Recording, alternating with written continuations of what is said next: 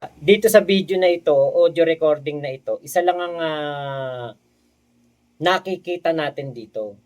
Hindi hindi 100% na etong si Alex Pabella ay nakikipagkaibigan talaga para kay Kulaong, para kumbaga parang yung 100% na pakikipagkaibigan, hindi gano'n.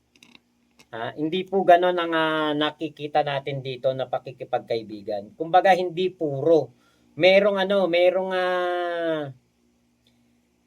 yung merong hidden agenda etong si Alex Pabella. Ito yung audio recording. Ang plano ko doon, kaya ko natikit doon, bibigyan ko ng babae na kasabwat ko.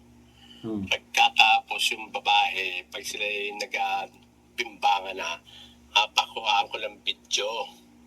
Ay, ano ka na? O ano, magkano ang bayaran ni Juan? Magkano ang bayaran ni Putinyos yung video? Pabayaran natin yung babae doon. Para lang ko na ng video yon. Tasaway nila ako, hindi tayo makakapasok doon. Hindi alam mo ang lihim eh. Kaya kayo na ganyan eh. Hindi niya alam ang purpose ko eh.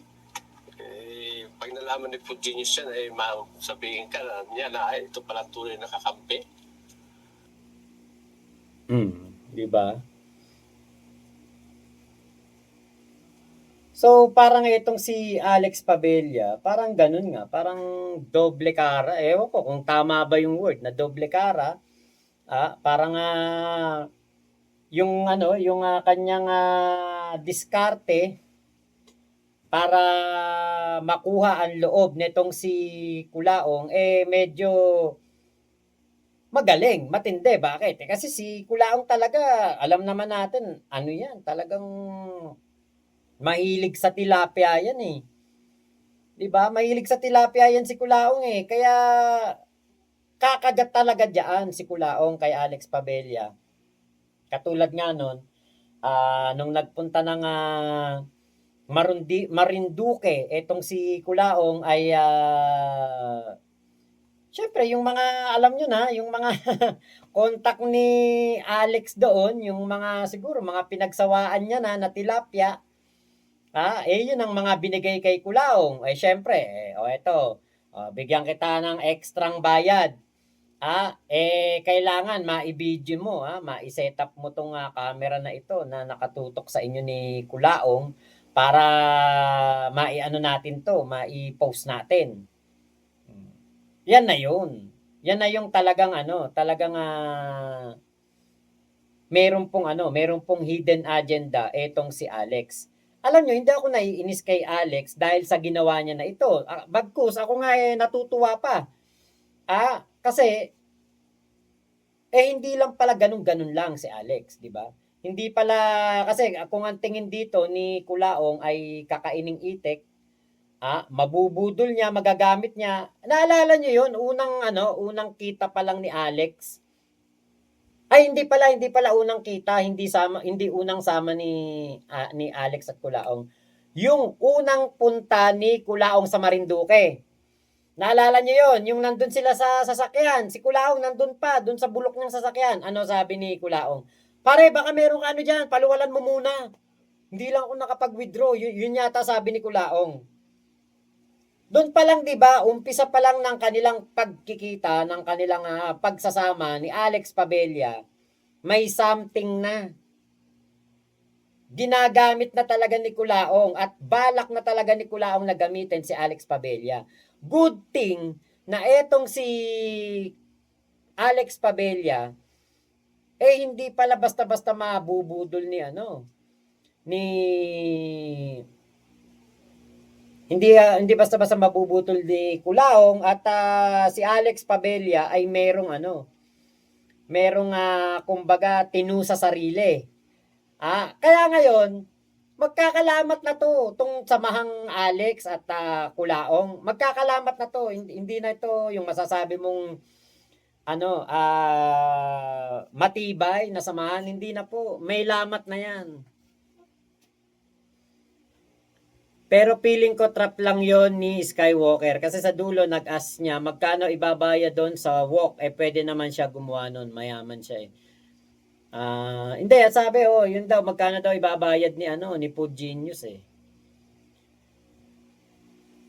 Okay.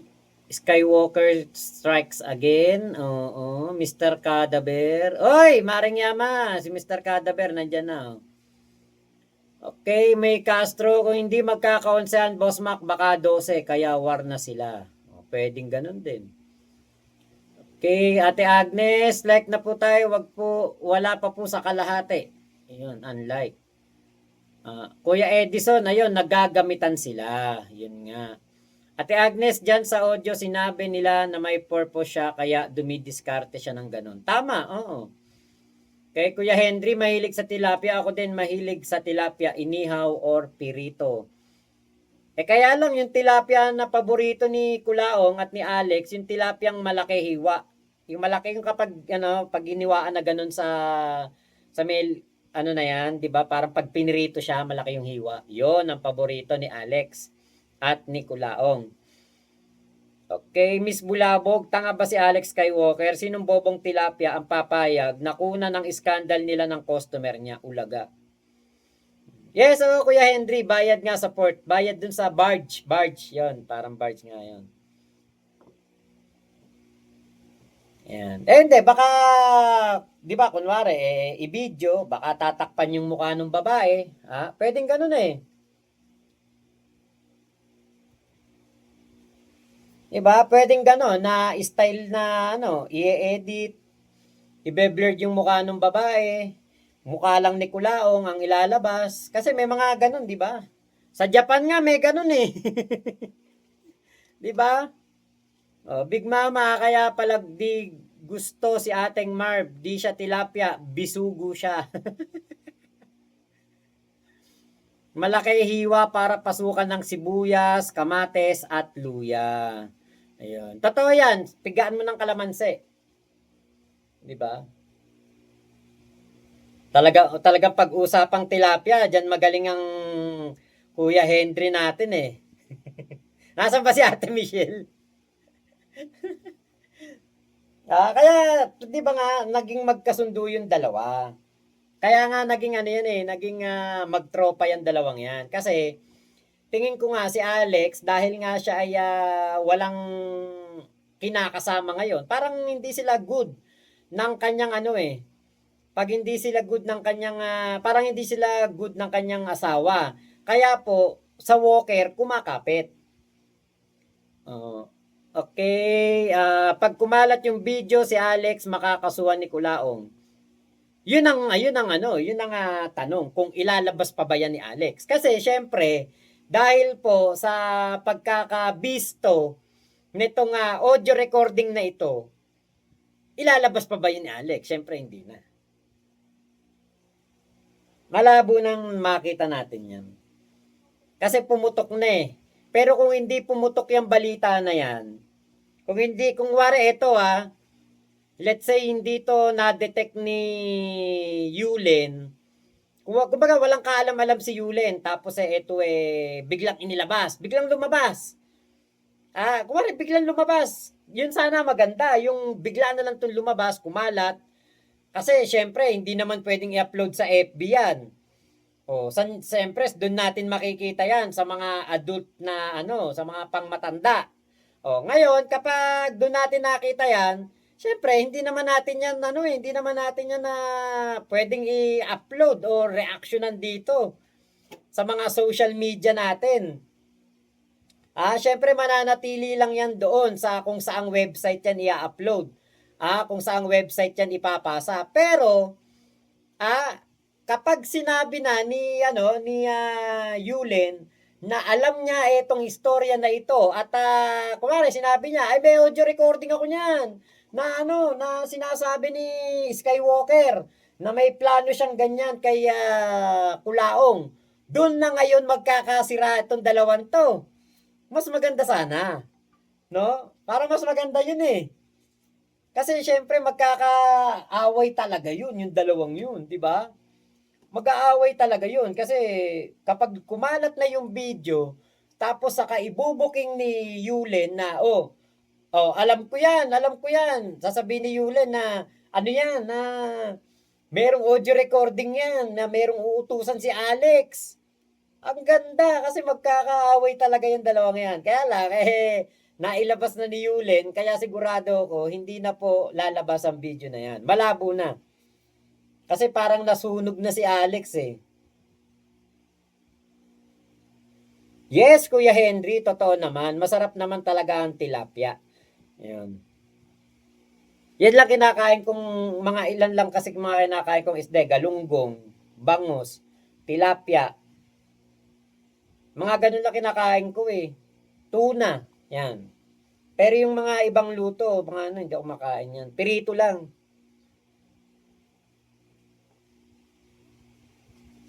Yan. Ate Nim Palandicho, hello po.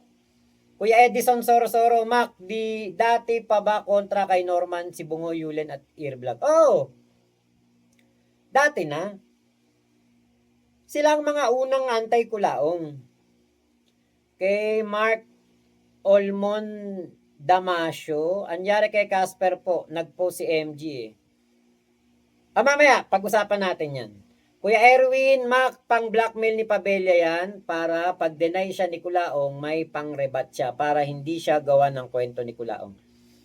Yun nga, kanina nabanggit ko nga, parang assurance siguro yan na itong si Kulaong, hindi niya bubudulin si Alex.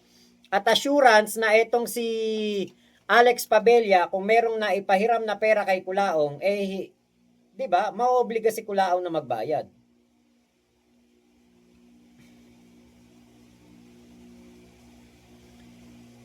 Okay, Big Mama, sino naman manonood nun, Boss Makakadiri yun? Hindi, ito, wala nga tayong ano dun eh.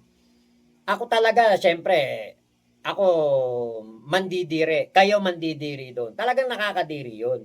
Buti sana kung Piolo Pascual yun. O kaya Richard Gomez yun, di ba? O Gerald Anderson. Di ba? Buti sana kung ano yan, mga magaganda talagang nilalang. Pero sa akin, kapag lumabas talaga yan, kasiraan ni Kulaong yan eh. Dagdag ano yan sa mental health niya. Dagdag ano yan sa kumbaga sa pagiging Kulaong niya. 'Di ba? Kaya pabor sa akin yun pag nilabas yun. Talagang okay yan. Hindi ako manonood, hindi ko syempre papanoorin yan, pero 'di ba?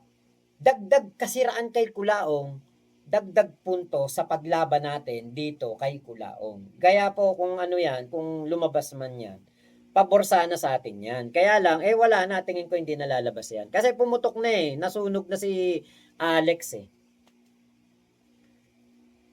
Okay, Ate Miss Mengo, sinong tilapyang bilasa kaya papatol sa hito? Meron po, meron. Kasi, ano kumbaga, yang kalakaran na yan, panahon pa ni Papa Jesus, di ba? Meron na yan hindi po mawawala na yan. Sinaunang panahon na nandyan na yan eh. Mga hindi pa tayo pinapanganak, nandyan na yung ano na yan, yung kalakaran na yan, yung sistema na yan. 'Di ba? Sa Amerika nga yata ba 'yun o sa Thailand? Mga legal yung mga ganyan, 'di ba? Kaya kaya kumbaga, swerte tayo dito sa Pilipinas kasi illegal 'yan. Pero may mga nakakalusot katulad nila Alex sa kanila Kulaong. 'Di ba? Totoong may papatol kasi alam niyo po, yung iba, syempre, yan ang kanilang nagiging solusyon sa problema. Nagiging kanilang kapitan. Kumbaga yan yung mga kinakapitan nilang mga paraan para kahit papaano may maipakain sa kanilang pamilya. Kahit nagaling sa masama, nilulunok nila ang kanilang pride at ang kanilang pagkatao para na po sa kakarampot na pera. Mac, dati pa ba, nabasa na pala natin yun. Tani pa lang dito, hello po Mama Chups, ang gandang teleserye nila Kulaong at Skywalker, ang pagwawatak. Oo. Pwedeng umabot po sa ganyan. Kuya Henry, wag mo tignan si Kulaong. May masisira pa ba kay Kulaong? Wala nang masisira, pero 'di ba, dagdag kasiraan. 'Yun ang importante, dagdag kasiraan. Wala nang masisira talaga kay Kulaong, dagdag, 'di ba? Masisira yung bad record, Fritz Wieland. O, para ka siguro nanonood ng dog show, sabi ni Ate Nim Palandicho.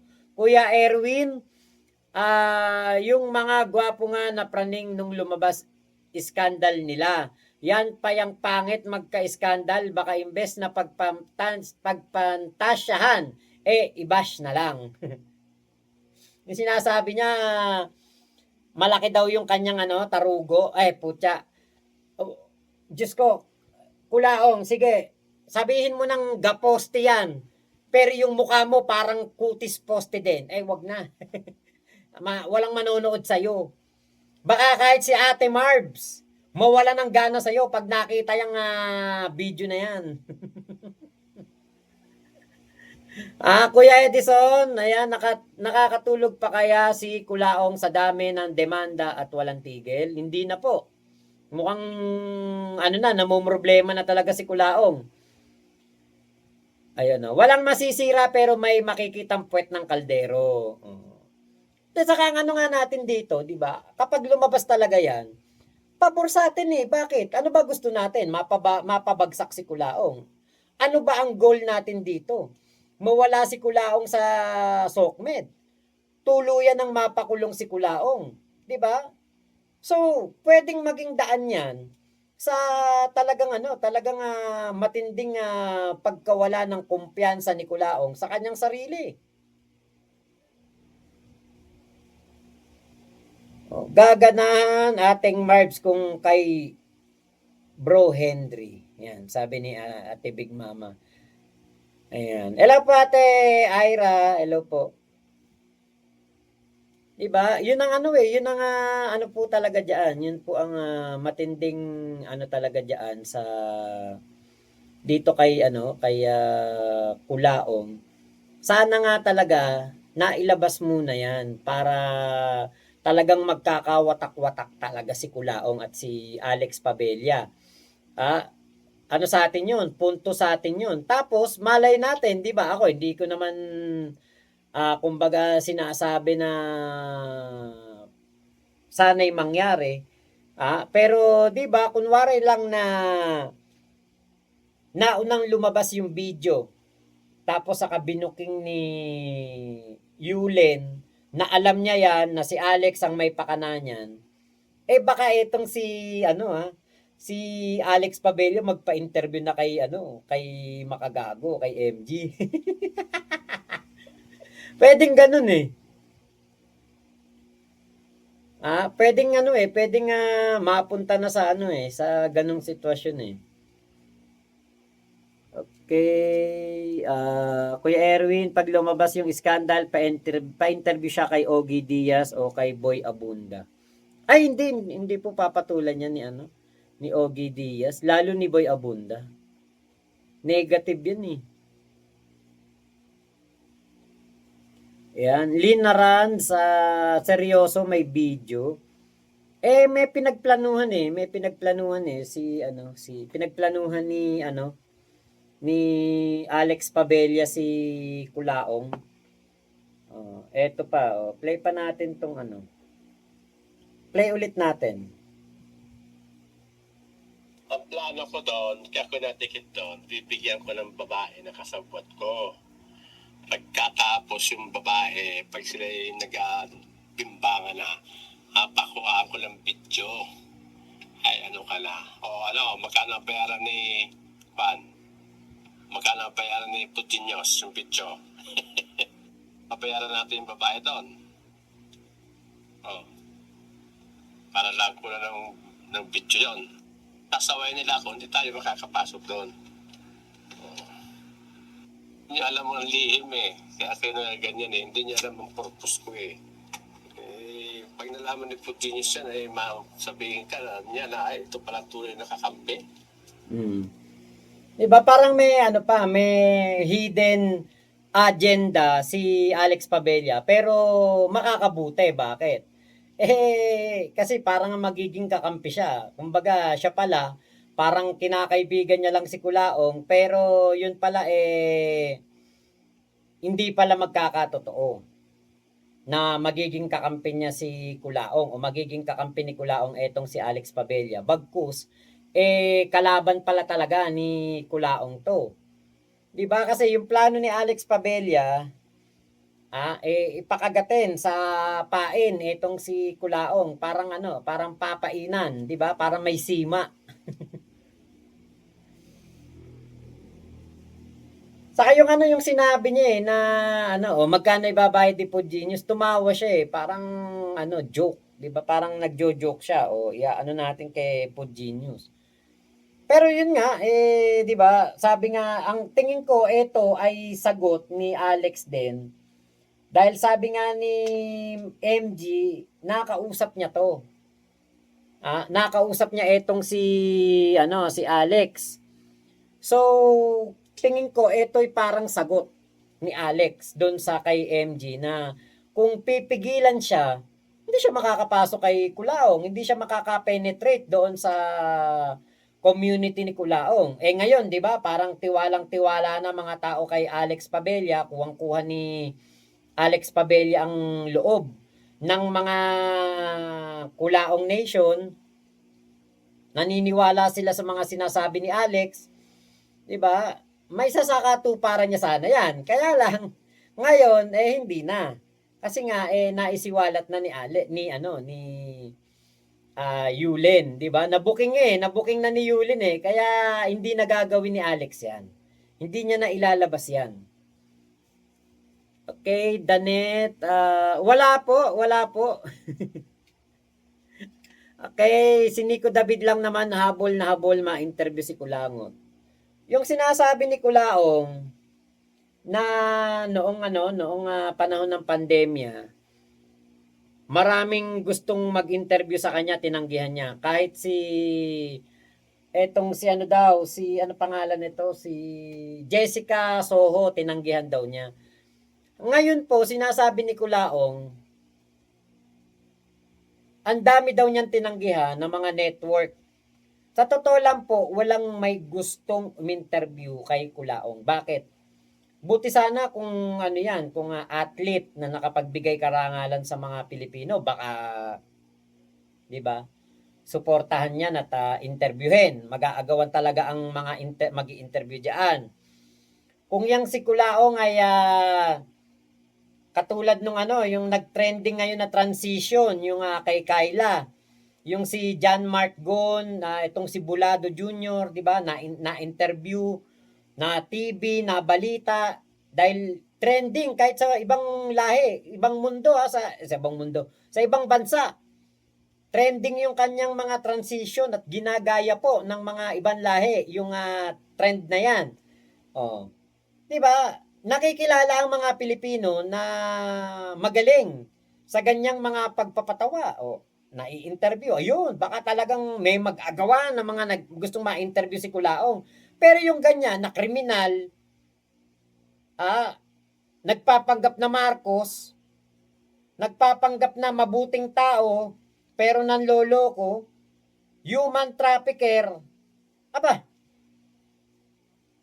kahit siguro si Raulo na yung network o yung mag-i-interview, hindi po i-interviewin si Kulaong. Hindi magkakaroon ng interest.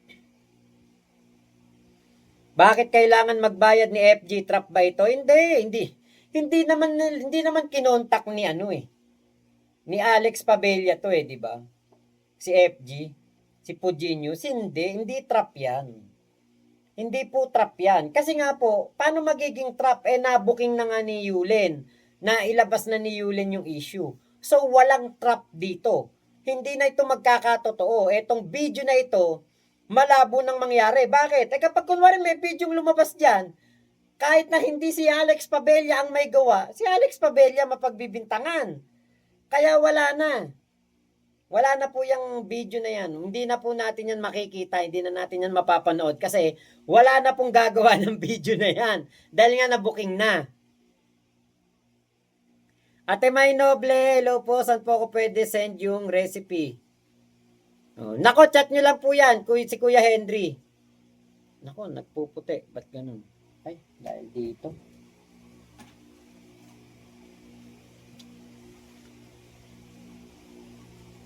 Hindi trap yon, Rob Snitch. Ayan, Miss Mango, pwede din trap nila yan kay FG para makausap nila at malaman kung sino siya. Gigil na gigil sila dun eh. Ay, hindi. Kasi kung trap yan, dapat sikreto. Dun matatrap si FG. Kaya lang yung ganyan na hayag na, hindi na po yan trap. Saka wala namang kumontak kay Food Genius eh.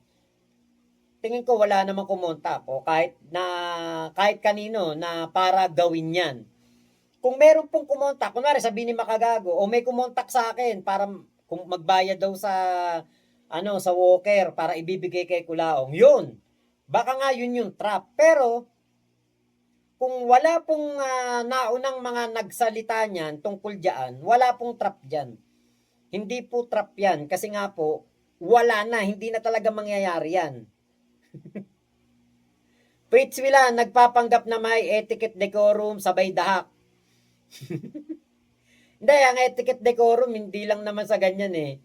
Yung maipakita mo sa manonood mo na ginagalang mo nanay mo, etiquette decorum yun, di ba, Fritz Willan? Doon pa lang, wala nang etiquette decorum kasi pinagmumura niya yung nanay niya, tinawag pa niya anak ng tinapay. Bumaliktad na ang sitwasyon. Dati tinira niya yung anti-Kulaong dahil kay Sabi. Ngayon, siya naman tirahin dahil kay Pabella na kakampi niya at nagbe-betray sa kanya. What goes around comes back around. Oo. Ken, wala bang twist? Wala na siguro. Wala na po sigurong ano dyan. Boss, balita ko, bumaliktad na si Casper. Ay, hindi pa po natin alam yan.